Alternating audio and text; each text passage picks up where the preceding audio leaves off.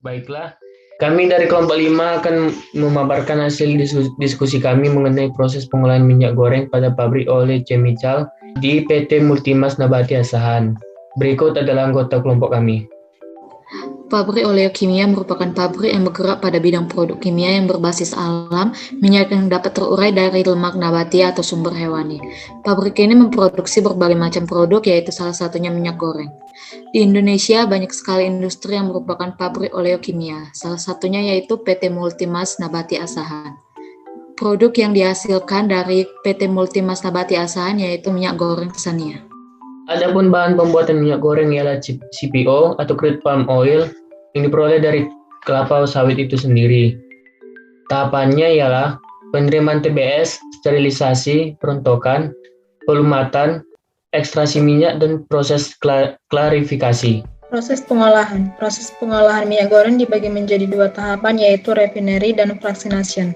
Proses refinery dilakukan untuk menghilangkan kandungan impurities, fosfat, air, dan juga asam lemak bebas. Proses fractionasi dilakukan untuk memisahkan stearin dan olein dari minyak. Pengolahan refinery dilakukan dengan beberapa tahapan, yaitu deguming, bleaching, deodoris. Sedangkan pengolahan fractionasi dilakukan dengan 2 tahapan, yaitu kristalisasi dan filtrasi. Yang pertama, tahap deguming. Tahap ini bertujuan untuk menghilangkan senyawa pengotor seperti getah. Tahap ini dilakukan dengan menambahkan senyawa citric acid sekitar 100-200 ppm atau dengan senyawa fosforik acid sebanyak 0,04-0,07%.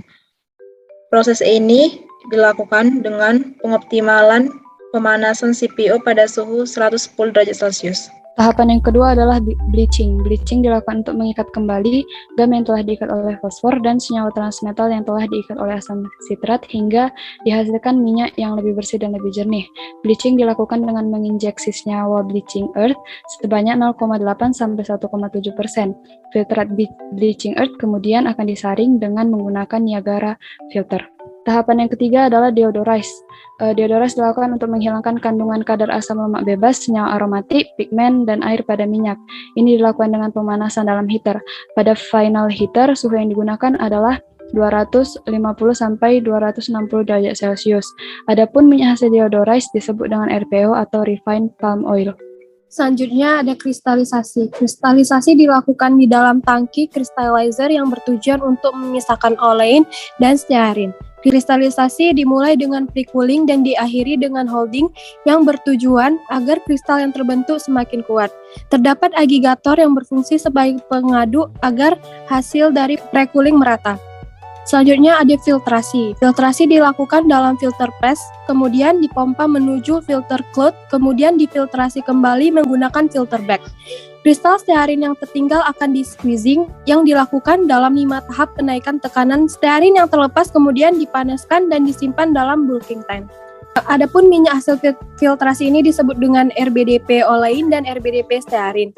Minyak inilah yang kemudian dijadikan sebagai minyak goreng. Demikianlah hasil pemaparan dari kelompok kami. Kami sampaikan terima kasih.